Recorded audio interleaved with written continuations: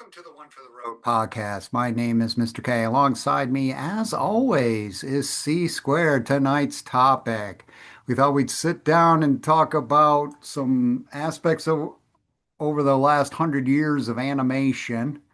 We were going to count them down by decades. We'll start with the 20s because 100 years ago was 2025. Uh, the most predominant figure, of course, in the 20s and 30s in my mind is Walt Disney. 1928 was the premiere of Mickey Mouse and Steamboat Willie. It was the third Mickey Mouse cartoon, the first where he actually spoke and had sound. So that's why Steamboat Willie is considered the first Mickey Mouse cartoon because it was the first where he actually spoke. Yes, and if you look back in the movie industry in the 20s, they were doing talkies that Right, right, essentially the original Charlie Chaplins were not did not have sound. So right. you look Silent at that movies. aspect and say cartoons were right behind them and actually having Yes, audio. So that's yes, really yes. Yep, yep. The crew, Disney in the 20s and 30s, produced many cartoons featuring, of course, Mickey Mouse, Donald Duck, Goofy, Pluto, Minnie Mouse, and Daisy Duck. He went on and made, of course, full-length movies, the first being Snow White in 37, and had quite the string. The one I want to call out that has the cartoon feel to it, to me, was the Three Caballeros, which starred Donald Duck and two other animated figures. Really cool movie for 45 in that it interspersed human and animated characters. so he eventually figured out, took his cartoon type stuff and figured out what they considered rotoscope, which eventually made him be able to make some of those movies, Mr. K. Hmm. Um, and rotoscope is I actually used real people and took their motions and then I drew animated figures frame by Oh, frame wow. over that, so I get this total, not that I needed those characters. It does that my characters don't look anything like the people that actually did this, but it has the exact movement of a real 24 frame a Wow. second movie. So that is how he got to be kind of the king of creating animations that were so realistic. And Yes, yes, and yes. he did that in, I forget which one they originally showed him.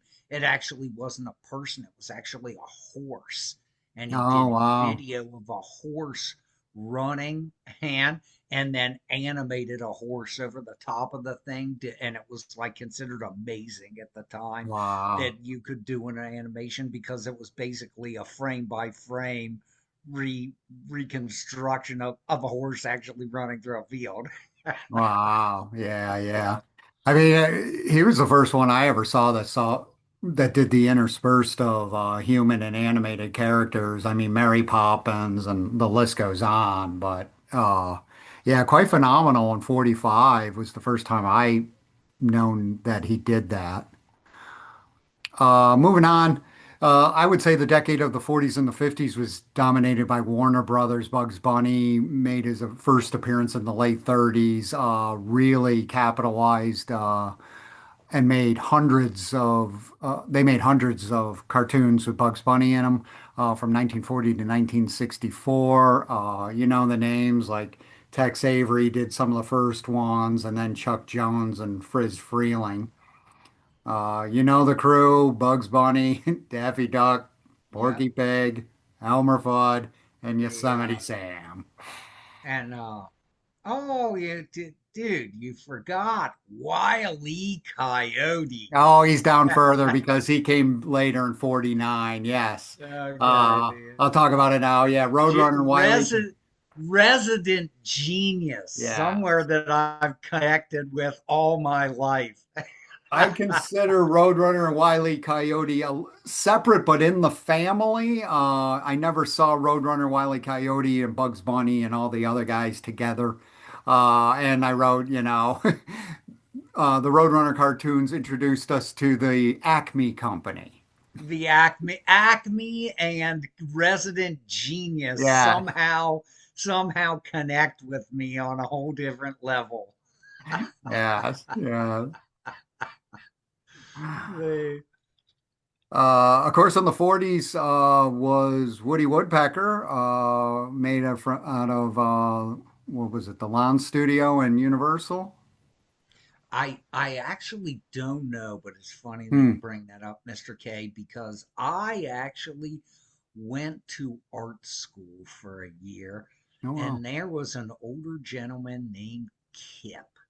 And I cannot for the life of me remember his last name, but he claimed that he was the assistant to Walter Lanz, Oh, wow. and that Yes, it was the Land all Studio. these cartoons initially started in Walter Land's Oh, basement wow. where they drank beer and ate no-dos and drew cartoons, and his wife was Walter Lanz's wife was the voice of Woody Woodpecker, the original voice of Woody Woodpecker. So I thought that was historic and a great Yes. story of, Yeah. speaking of Walter Land's startup animation, the Acme Corporation, and all kinds of stuff of that nature. Initially, this was done with blood, sweat, and tears. Oh, A lot of yeah. the original cartoon folks were done with blood, sweat, and tears. Yeah, yeah. I mean, there's no computers back then, so technology, especially in the 40s, I Yeah, mean, right. there wasn't really many color motion pictures in the Yeah, 40s. And yet, yeah. And Woody Woodpecker and a lot of animation was in color. right. So it made these great trailers into pictures, Hannah, great Yeah, intros into pictures, because they would initially show these things before they showed movies. right. A Yep. lot of places Yeah. would do, like, these 3 and 5 minute deals before they actually showed movies. It was kind of like the warm up act for the real Yes. movie. Yes, those were the days. Back to the no-dos and warm beer. I think they took the warm beer to take the edge off the no-dos. So they Yeah, wouldn't be up no, all night. yeah, exactly. You Kind weren't of paying attention. neutralized. You're Neutralized. guessing maybe they had day jobs originally. Yeah, yeah, yeah, yeah.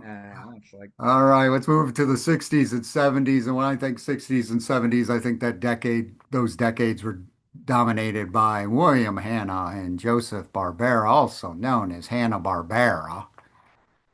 Tom and Jerry was their first big hit in the 40s, hugely popular until 1958, in and out of popularity as late as 2021. Huckleberry Hound came in 58, then come the 60s and 70s, Flintstones in 1960, Yogi Bear yeah, 61, Top Cat 61, 63, they had Magilla Gorilla, Johnny Quest and the Hillbilly Bears. 67 was they made two cartoons based off these characters, Dastardly and Muttley and Wacky Races. Uh, yeah, and I am looking something up right now because we don't want to leave them out. But you continue on there, Mr. okay, K, because 66 was, we do remember what big players Hanna and Barbera were. I actually at that same art school met met one of them. I believe it was um, uh, Joe Barbera, I believe. wow, And so he actually came in. And nice. so, but I am trying to come up with the original creators of pieces like Rocky and Bullwinkle, Oh, yes. Boris and Natasha, Yes, yeah. and all those classics, which were. So I'm trying to find the original company that actually made those I that think made. they also did like Tennessee Tuxedo and the Fractured Fairy Tales. Do you remember Yeah, those? no, that's exactly right. That's They did exactly those right. I too, I I think. cannot Pretty figure out sure. who that was, man.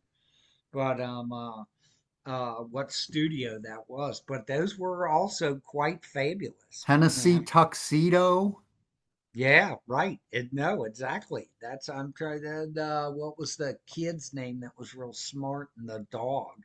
Oh, Waldo, I think. Yeah, yeah. And so that I mean that was also classic stuff because they had all kinds of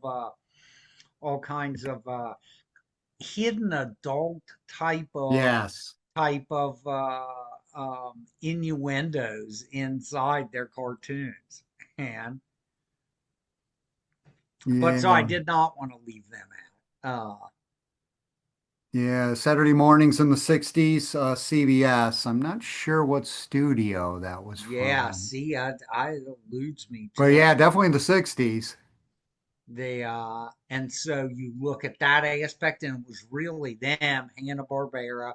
You were still seeing lots of the Warner Brothers stuff.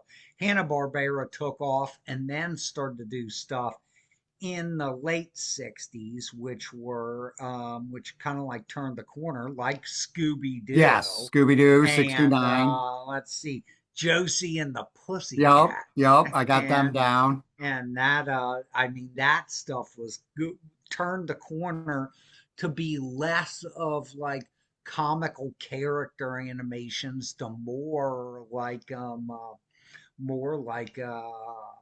like mini dramas for kids. Yes. And Yeah. even then, Yeah. so you Because look at it. Scooby-Doo is mysteries, which was really cool. And you got a Yeah, reveal at the end. So that was kind of neat. yeah, right, exactly. And who could forget the classic? And I think we've mentioned him in another episode, completely unrelated to cartoons, Mr. Casey Kasem. Yes. The Oh yeah, he was vo- all over the place. He was yeah, the Shaggy. voice. That's right, dude. Yeah, that's right. He It's voiced a man, ton of the 70s Hanna-Barbera characters. right, dude. He was just classic. Yeah. So that was By classic years. by 1970, Hanna-Barbera produced nearly two-thirds of all cartoons that were on Saturday mornings on all Isn't three that incredible? networks. That is Uh, incredible. They were a Yeah, monster. 70, they really blew up. As you had mentioned, Josie and the Pussycats, Speed Buggy, Jabberjaw, Wait Till Your Father Gets Home, Johnny Johnny Quest. Quest. There you Yep, go. Yeah.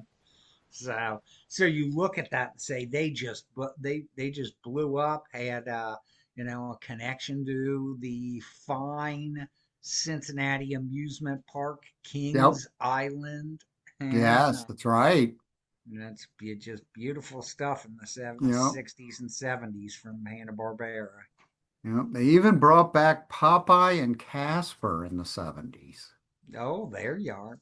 And I Uh, forgot, we don't even know who did Popeye. right, They who right. did the Yeah, I original couldn't Popeye? even. I think maybe Warner Brothers. Yeah, yeah, They, that Popeye goes way back. yeah, oh I'm yeah, thinking 40s. yeah, yeah. No, that's what I'm Had a, saying. like I a don't know. pre-war feel to it. Right? Yeah, no, he was a sailor, man. He Right. was the Yeah. sailor man. All right. Well, let's Those fast forward classic way stuff. past the 40s into the 80s. I've got Who Framed Roger Rabbit. Now, it's a motion picture, but I think it's quite unique of the era and it's quite unique uh, movie and feat in that it's the only movie I've ever seen that blended all the Disney and Looney Tune characters together. And, I can't Yeah, imagine the licensing and the deals that went on to make that happen. and Yeah, live action and at live that, action. man. So fabulous. So And it, no, Roger Rabbit was phenomenal. right, the one scene that I will never forget is the piano duel between Daffy and Donald Duck. I just think that is classic. Uh, Yeah, that's I mean, great, great stuff. And if I'll backpedal one time into the '70s, which eventually became what Hanna-Barbera could have been, which is Japanese animation of yes. the '70s, Speed Speed Racer, Racer. stuff of that nature, which eventually turned into things like um, Pokemon and Yes. Oh all that yeah. kind of stuff Yeah. like that, and Yeah. that became the animation industry, and Dragon Ball Z Yeah. and all this kind of stuff like that that became the animation industry. So it was ironic that somehow, Hanna-Barbera had all those skills because they really took, where Disney did incredible work. It was so time consuming to actually do a frame by frame type rotoscope type operation. What Fred Flintstone and Hanna-Barbera introduced is these are not that quality, level quality, Right. and even if you go back into the Warner Brothers, those were pretty high quality Yes. cartoons. What Hanna-Barbera did was introduce these cartoons that were more based on content and were not Yes. of Yes. the same level quality of animation. The Japanese picked that up, and that was the Speed Racer scenario. Lots of still frame stuff in there that was, like a second of still frame just as a picture, Right. and then flashes back into some animation. So stuff that was production grade. So I look at Hanna-Barbera as not only creative in their time, but also the Henry Ford Right. production line of Yes. creating Yes. Yes. cartoons. And then the Japanese picked that up and kind of went with that space. And still to these days, you look at some of those Japanese animations, the Dragon Ball Z, and it's a still frame picture, and then all of a Right. sudden you get an explosion Right. and it goes Yeah. back into an animation. I mean, that was the production line of animation. Yeah, I agree. I think Hanna-Barbera was, as you mentioned, with the amount of content they produced over those 2 decades is just incredible. And Yeah. like you said, it was almost like an assembly line. Like the other thing, another good point you brought up is, I think story-wise, it was just incredible. I mean, Johnny Quest had some really good stories. I mean. Yep. This Oh isn't, yeah. Bugs Bunny. This is like this Well, is the same serious thing. action.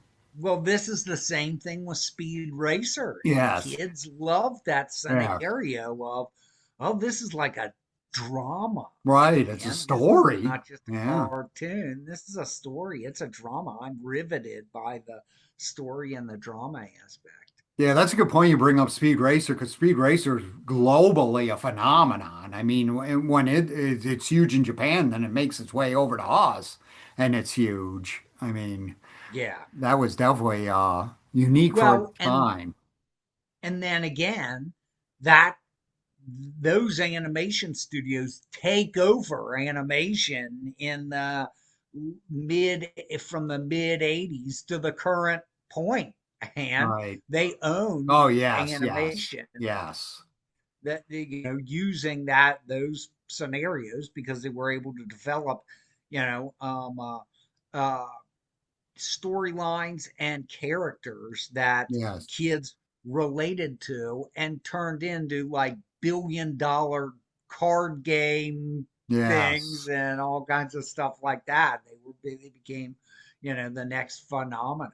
And Yes. Yes. Yes. Yeah. Their animation is very action packed, and to your point, that carries on even to today.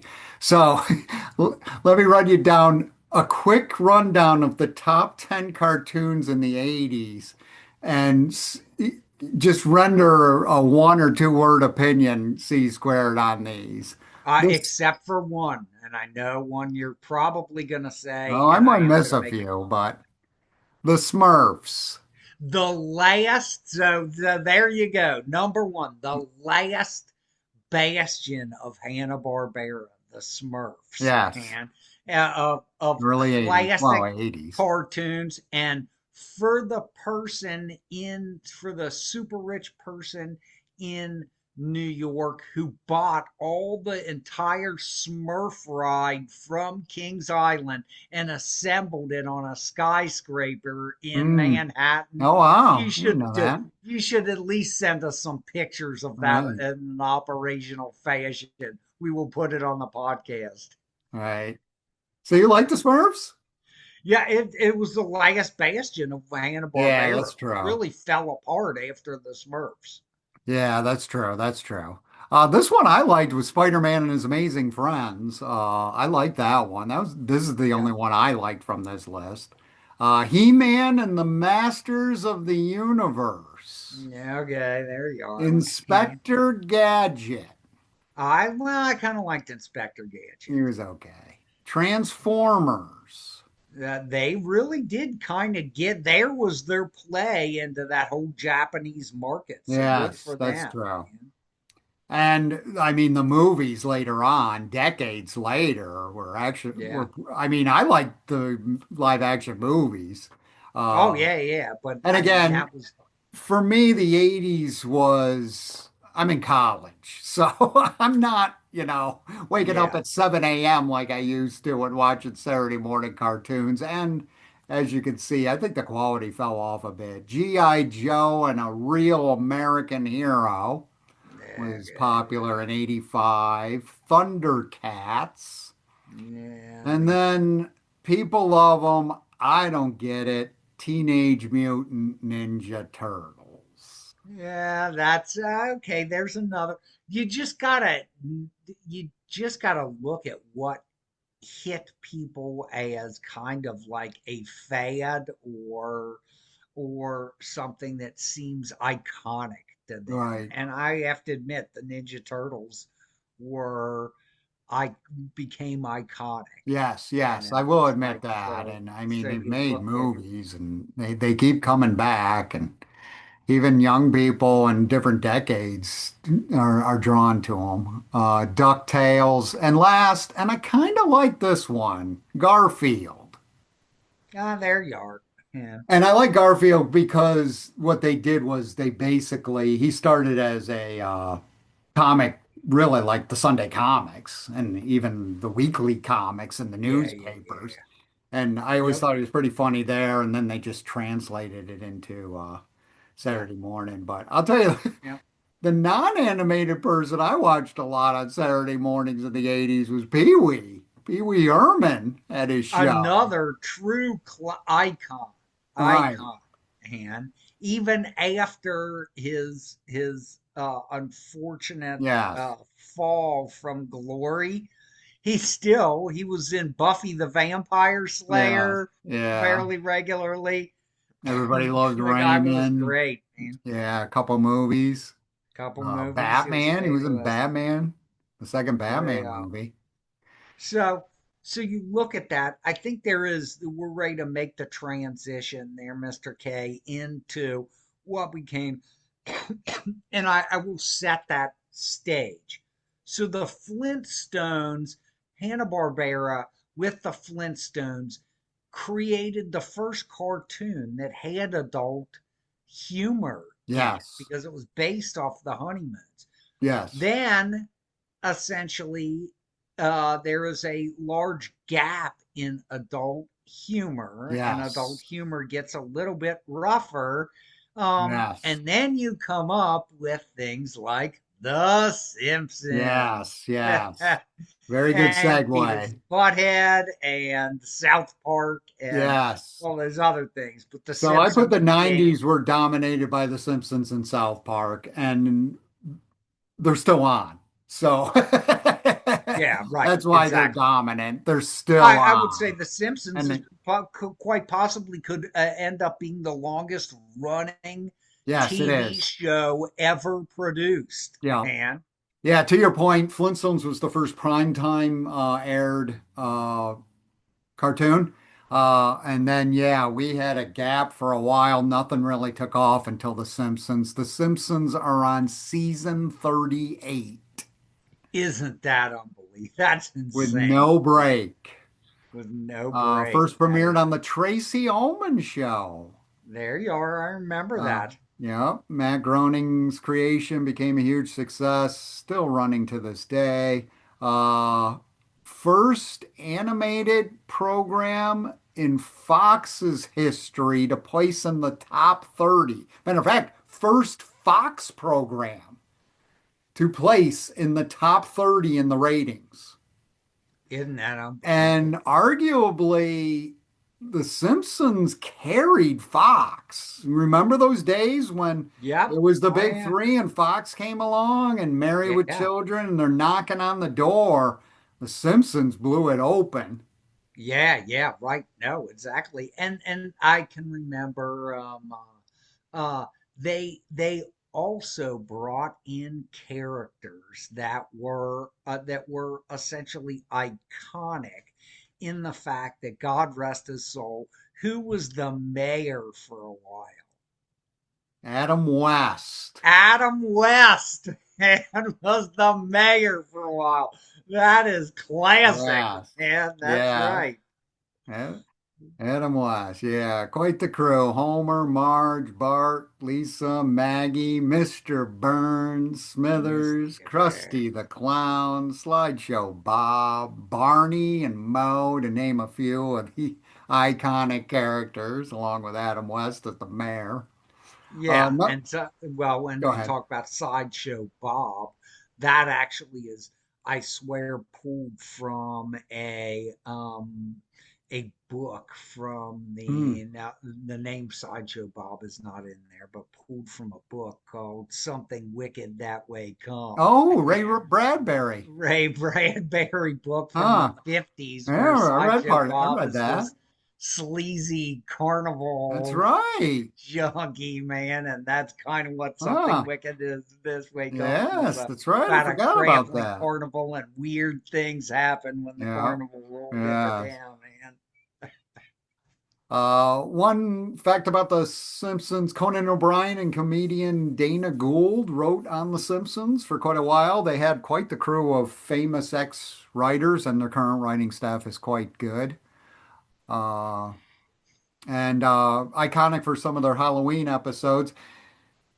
Good segue because in episode 29 of our lovely podcast, we talked about South Park's Halloween episode, which was Oh yeah. quite a classic.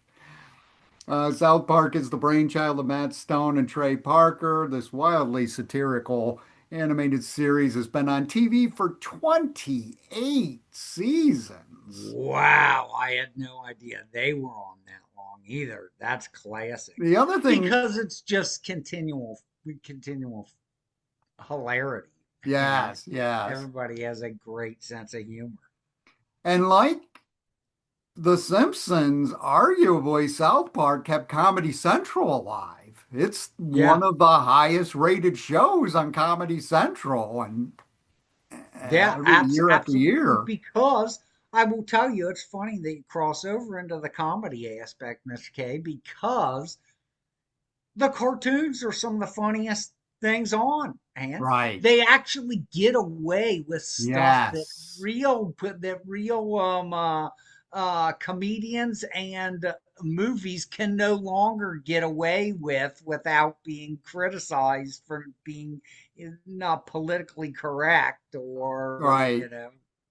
any of these other terms. Yeah. South Park has gotten away with depicting Jesus, the Virgin Mary, Satan, Terry Oh yeah. Schiavo, and a nude Trump. Yeah, exactly. That's hilarious. And it's weird. They're like, oh, nobody's watching it. Well, look at the ratings because, the first season of The Simpsons, it was around 30 million people were watching. Right. Even if South Park gets half of that, that's 15 million people. People are watching this. And because everybody still has a percentage of the population still has a sense of humor. Right, right. We'll conclude on the decade of the 2000s with Family Guy, the Seth MacFarlane decade.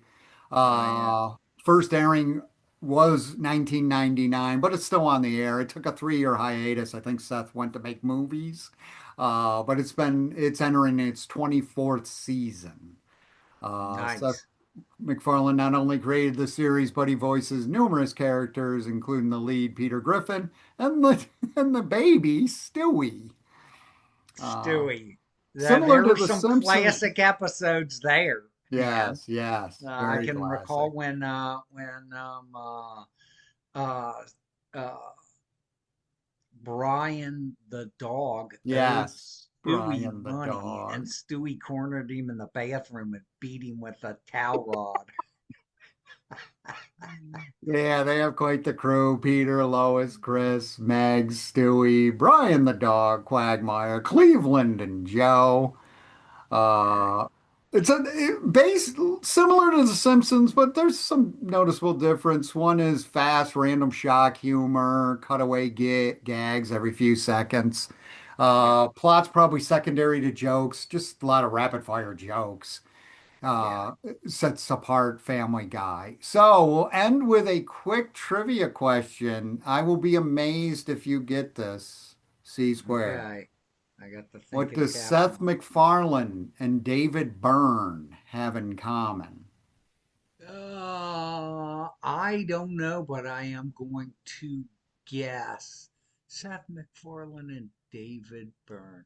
How about Seth MacFarlane is David Byrne's nephew? Now, Okay, that's want my a guess. hint? That they worked together in some capacity previously. Let me. No, no. Okay, well, I'm way off base. Uh, But you can hit my psychic network for $2 a minute. We're red hot there. I'll give you one more. I'll give you a little hint. Education. Oh, they're both teachers? Now, now. They both went to the Rhode Island School of Design. Oh, interesting. Yeah. Yeah, I was pretty much never going to get that. Yeah, I don't think I'd have got it. I still got to charge you $2 for that minute. Yes, yes, yes, yes, you did. That was very, very tough. I came across Seth Man, MacFarlane. I knew David Byrne went to the Rhode Island School of Design. I didn't know Seth MacFarlane did until I did research for this very show. So, yeah. Next week, in Mr. K's speed round, we are going to have Dionne Warwick answer questions for me. walk on by. Exactly. All right, that wraps it up, folks. You can email us at one for the road podcast at gmail.com. Best way to remember that is 14 the road podcast at gmail.com. Website is 14theroad.net. Like and subscribe to us on YouTube. You can catch us on various audio platforms, some of which being RSS, Spotify, Podbean, and Zeno.fm, 4C squared. Have a good week. Thanks, folks.